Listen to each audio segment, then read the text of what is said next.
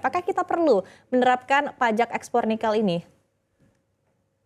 Ya, Mbak Syarifah, sebenarnya sih dalam satu negara, apapun itu keberhasilan suatu negara kan penopangnya kan dari pajak ya. Nah, kalau misalnya industri hilirisasi ini tidak bisa memberikan sesuatu terhadap negara, ya untuk apa ada industri hilirisasi di Indonesia?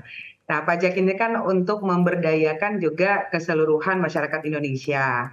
Cuma mungkin poin pentingnya saat ini Mbak Syarifah, bahwa kalau komentar dari kami pengusaha, posisi saat ini untuk menerapkan pajak ekspor kurang tepat. Nah, kondisi sekarang ya, kita bilang kondisi sekarang.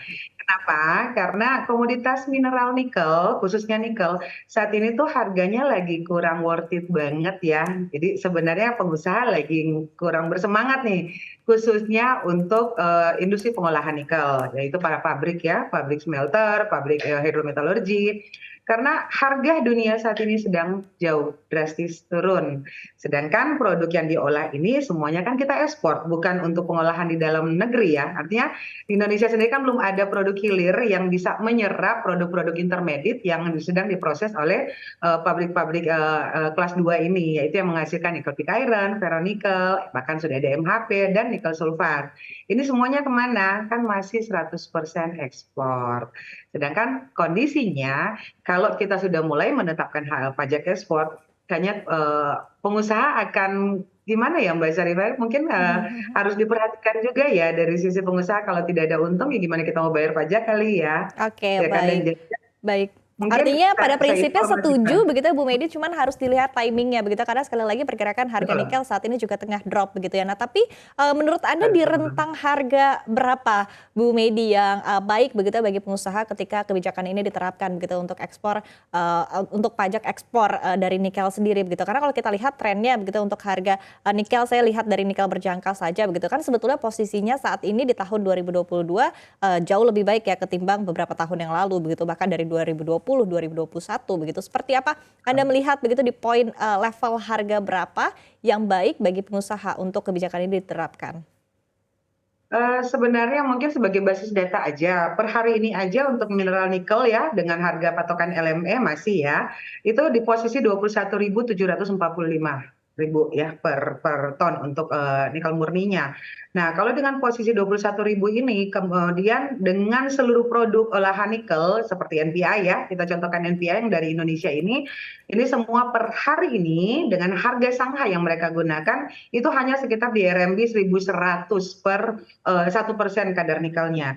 Nah, kalau kita melihat kondisi harganya itu sangat amat nggak worth it ya. Kenapa? Karena kalau kita compare dengan cost produksi, ya seharusnya kan kalau memang harus kita memperhatikan pemerintah akan menetapkan pajak ekspor, banyak banyak hal-hal yang memang harus diperhatikan dulu, yang harus menjadi konsentrasinya dulu.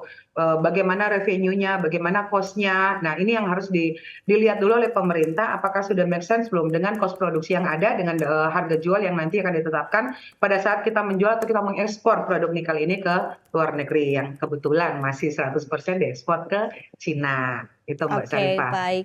Tapi di satu sisi apakah pemerintah juga perlu mempertimbangkan begitu seperti apa industri hilirisasi lanjutannya begitu dari nikel ini sendiri? Karena kita ketahui bahwa nikel ini merupakan bahan dasar begitu untuk baterai kendaraan listrik dan memang tujuan kita, goal utamanya adalah menciptakan produk tadi ya untuk baterai kendaraan listrik sendiri di dalam negeri begitu. Nah, sehingga kebijakan ini juga tentu akan berpengaruh begitu ya ketika produksi akan dimulai di dalam negeri, kita membutuhkan bahan baku juga di dalam negeri, maka mungkin salah satu strategi yang bisa dilakukan adalah dengan pajak ekspor untuk nikel sendiri. Nah, tapi di satu sisi menurut Anda seberapa urgent begitu melihat kondisi industri yang ada di dalam negeri sendiri sebelum menerapkan kebijakan ini, Bu Medi? Iya, yang harus kita perhatikan Mbak Syarifah ya, bahwa yang tadi saya sampaikan, kita kan belum ada produk hilirnya, belum ada Mhm. market untuk menyerap produk-produk produksi pabrik-pabrik pengolahan yang sudah ada di Indonesia. Mungkin sebagai informasi, saat ini kan pabrik pengolahan aja sudah ada 53 pabrik loh Mbak Syarifah. 53 pabrik ini yang pyrometallurgi ya, yang kita bicara smelter ya, yang menghasilkan nikel pig iron, ferronikel sampai menghasilkan nikel matte. Itu sudah ada 53 pabrik sampai data bulan Juli kemarin, yang ada 179 furnace line. Ya, jadi kita cukup amat sangat berhasil ya kalau saya bilang dalam rentan waktu yang belum sampai 10 tahun ini, dengan berdiri 53 pabrik pirometalurgi dan 4 pabrik pengolahan hidrometalurgi yang menghasilkan MHP maupun nikel sulfat, yaitu untuk bahan dasar menuju ke prekursor ya. belum baterai ya, prekursor atau menuju ke baterai katoda. Nah, dalam hal ini yang harus kita perhatikan adalah bagaimana dorongan pemerintah untuk betul-betul mengadakan pabrik jadinya di sini, sehingga produk-produk olahan Indonesia ini terserap oleh pemarket lokal. Ini yang harus ditetapkan pemerintah, bahkan apalagi kan saat ini kan kita sudah mulai menuju ke moratorium ya, karena pabrik ini sudah terlalu banyak. Kami di Asosiasi Penambang malah khawatir jangan sampai cadangan nggak cukup. Kasihan loh nanti pabrik dengan investasi gede, yang ada cadangan nggak ada, ya buat apa investasi kalau misalnya ternyata bahan baku utamanya itu nggak mumpuni untuk produksi yang akan dijalankan oleh pabrik-pabrik tersebut. Nah ini yang harus menjadi konsentrasi pemerintah, Mbak Sarifah.